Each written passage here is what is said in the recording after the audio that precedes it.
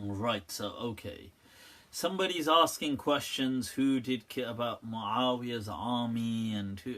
Right, I really don't want to speak about all of that. Right, there was actually, that reminds me, a few weeks ago, somebody had been making some Facebook posts saying Mufti Abu Layth is about to debate. No, not about to, he is debating.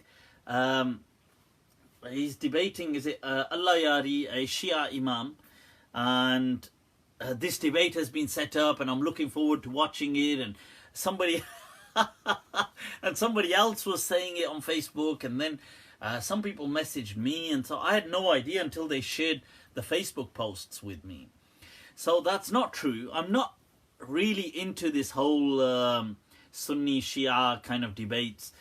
I think maybe a few years ago I may have unfortunately thought like that, but I definitely don't think like that now, and I wouldn't really be interested in anything like that, because I personally believe that the Shia-Sunni split is there for good.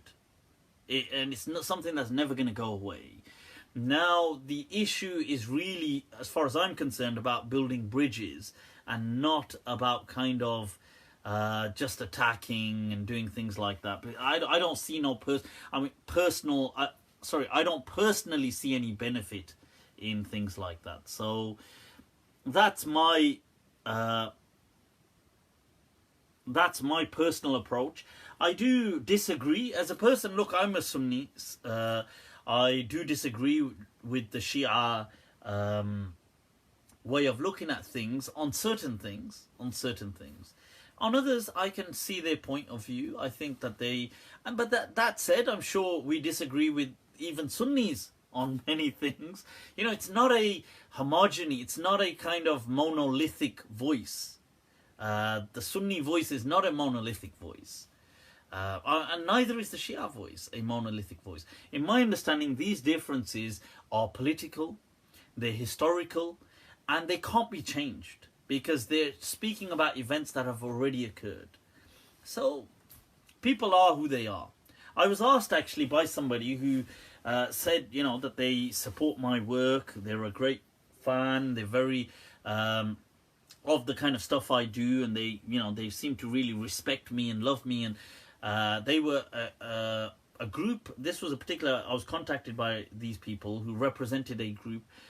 They were Shia Americans, and they asked me, one of these guys asked me that on a serious note, would you not be a Shia? Like, why would I not be a Shia? And if I could just be real with them and just give them my answer. And I did, and I said that was my answer. I don't, I find the Shia thing personally you see, it's interesting because I find from one side, Shia can be very rational from one side, from one kind of angle. But then I find that they can be very emotionally irrational. So, that they have... so some of their fiqh and fatawa is really current, it's up to date, it's kind of really... so you see all of that and you think that that's doing it. And then on the other hand, they have a lot of folklore, they have a lot of aspects like, we believe this about imams, that about imams. It doesn't matter, it doesn't have to be rational, it's just very emotional. And me, I'm a very kind of pure reason-based kind of person. That said, even many of the Sunnis have that kind of inconsistency about them.